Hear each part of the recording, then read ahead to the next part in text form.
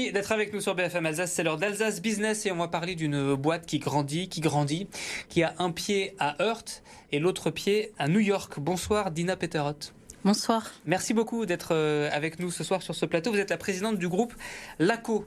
LACO, c'est entre autres la célèbre pierre d'argent, mais pas que, donc, parce qu'il y a tout un tas de produits. On est sur des produits d'entretien, des produits cosmétiques. Et la pierre d'argent, que tout le monde connaît, tout le monde a eu ça à un moment. 70% des Français. 70% des Français, voilà, c'est dit. Et donc, le produit écologique a été récompensé. Produit écologique de cette année 2023. Pourquoi ?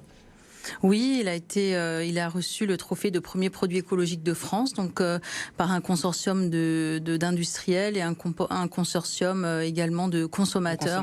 Et ce sont vraiment les consommateurs avant tout qui sont prononcés, qui l'ont noté à 18,25. Et nous avions déjà été primés en 2014 à 17,5. Donc on s'est même amélioré depuis. Cette fameuse pierre d'argent.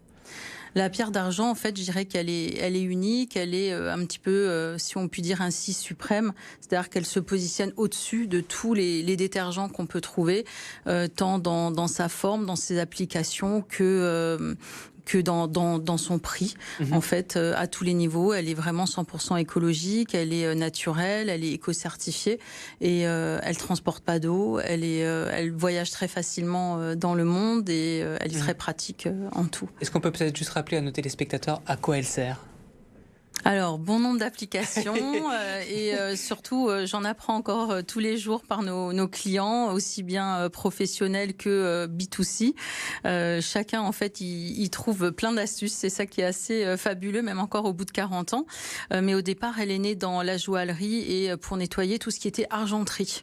Et d'ailleurs, on a le retour de grandes maisons d'argenterie, joaillerie, etc., qui nous sollicitent ces derniers temps, qui reviennent un petit peu aussi aux sources et qui se soucient à nouveau davantage de l'entretien. Qu'est-ce qu'il y a comme usage qui vous surprennent, que vous avez appris récemment par exemple, un peintre qui me disait c'est génial parce que quand j'ai fini mes travaux, en fait, j'ai pas besoin de changer. J'ai plus besoin de changer les interrupteurs puisque je passe des coups de pierre d'argent, je rince bien et tout redevient tout brillant, tout neuf. Et du coup, j'ai plus besoin de les changer et mon travail est fini beaucoup plus vite et ça évite en plus de racheter des prises, etc.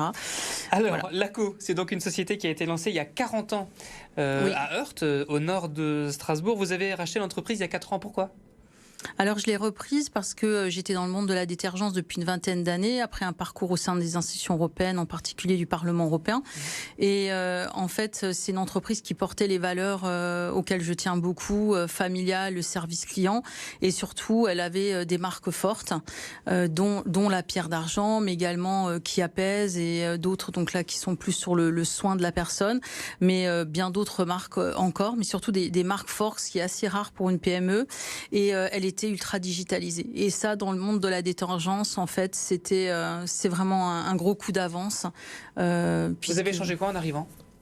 Alors en arrivant, la première chose que j'ai fait, c'est vraiment de m'imprégner d'un petit peu de tout. Et puis ensuite, on a commencé à créer des divisions en interne, un pôle plus fort au niveau commercial, un pôle marketing. Enfin, on a vraiment restructuré un petit peu tout en termes de département, de pôle, pour pouvoir accueillir le développement, être encore plus réactif, plus efficace dans l'ensemble de notre organisation. Et puis très rapidement la reprise de salons dans le monde et puis repartir aussi en fait vers nos clients, renforcer notre service client. Ça a toujours été dans l'ADN de notre entreprise. Surtout le Covid m'a vraiment... Et alors justement, il y a eu le Covid. En fait, le succès actuel, c'est vous ou c'est le Covid ? Alors le Covid nous a porté sur la détergence en général. Parce que les gens étaient chez eux, c'est ça ? Oui, c'est ça, c'est ça. Donc ils ont aussi un peu plus repensé encore, c'est vrai, à la pierre, même si ils se préoccupaient beaucoup de la désinfection, mais ça a été l'occasion de leur témoigner très rapidement qu'on a été en capacité de leur offrir une offre plus large adaptée au Covid. Et puis c'était le moment où, pour moi, je l'ai vraiment pris très à cœur, dans le sens où j'ai dit pendant des années, on a une clientèle fidèle, qu'on continue toujours à développer bien sûr, mais c'est peut-être le moment pour nous de leur rendre tout ce qu'ils nous ont apporté en 40 ans, ainsi qu'à la famille Ruzambert. Et donc j'estimais que c'était vraiment le moment de tout faire pour eux, pour qu'en fait ils soient bien chez eux et bien en eux, puisque c'est vrai que le Covid a été assez angoissant pour certaines personnes. Alors vous dites bio, local, Oui. éco-responsable. Oui. Est-ce que ça veut dire 100% bio? Est-ce que ça veut dire 100% local? Est-ce que ça veut dire 100% éco-responsable? Oui. Oui. 100% bio. Oui, en tous les cas à 99 peut-être 8%, oui, tout à fait. C'est pas oui. une difficulté aujourd'hui. On sait que pour l'alimentaire, on en a parlé souvent sur BFM Alsace, Oui. les producteurs bio souffrent en ce moment à cause de l'inflation. Qu'en est-il du secteur bio dans la partie détergents cosmétiques? Alors oui, la crise de l'énergie a frappé effectivement les industriels d'une part. En amont, on a subi des hausses absolument gigantesques, je crois, qui n'ont jamais existé jusque-là. Donc ça a été une manière de revoir le business model très rapidement aussi. On a dû travailler sur d'autres parties de notre job en fait qu'on n'avait pas prévu. Donc ça effectivement, on a été impacté, mais on a essayé de le relever. Et puis également pour les consommateurs, c'est vrai qu'on voit qu'il y a un petit peu de recul dans les grands magasins sur le bio. Mais après, c'est vrai que tous ceux qui comprennent que nous, on est resté à des prix quand même accessibles et qu'on a continué à développer des gammes pour qu'ils soient bien, que vraiment ça prenne réellement soin d'eux, ils se rendent compte des bienfaits. Et la santé aujourd'hui, c'est quelque chose d'important et c'est un combat qu'on doit vraiment mener. Vous arrivez à ne pas trop augmenter vos prix, comment vous gérez? On a mis une direction des achats en place avec un travail au quotidien acharné sur ce sujet. On a dû revoir tous nos modes d'achat. En réalité, ça a été le début. Vous faites un peu pression sur vos producteurs aussi, de fait ? Non, pas forcément, mais on a essayé de renégocier des volumes. On a changé aussi ceux qui ne s'adaptaient pas. C'était l'occasion de rediscuter, de revoir les process. Vous êtes présent dans 45 pays. Alors les marques ont parfois d'autres noms, notamment pour la pierre d'argent qui s'appelle Shadazol, me semble-t-il, oui. Dans d'autres pays. Et vous êtes leader. Dans quel pays? Canada? Alors aux États-Unis, en particulier, nous sommes numéro 1 sur Amazon et aujourd'hui, par exemple, également en Asie, nous sommes les leaders sur ce marché. Le marché de l'entretien avec les produits solides, c'est ça? Les produits solides, oui. C'est quelque chose qui vous dites ça comme si c'était normal? C'est quand même un peu extraordinaire.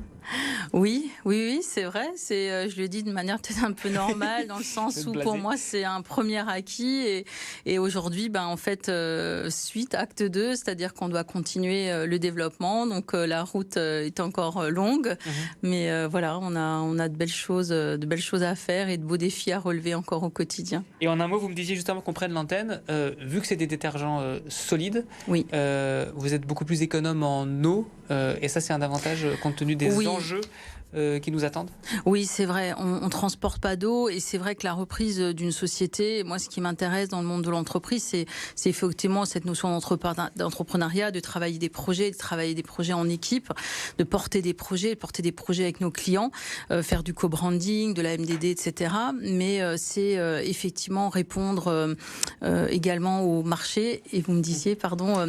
sur l'eau, pardon, voilà, c'était le sujet. Oui, sur l'eau, c'est que effectivement, c'est toujours de voir l'impact sociétal qu'on peut avoir. Et pour moi, après la crise de l'énergie, il y aura vraiment la crise de l'eau. Et d'ailleurs, on voit déjà émerger quelques sujets. Ouais. Et donc, on les a anticipés. Que vous allez relever avec le groupe LACO. Merci beaucoup, Dina Peter-Hotz, d'avoir accepté l'invitation de BFM Alsace. Merci à vous. Merci beaucoup.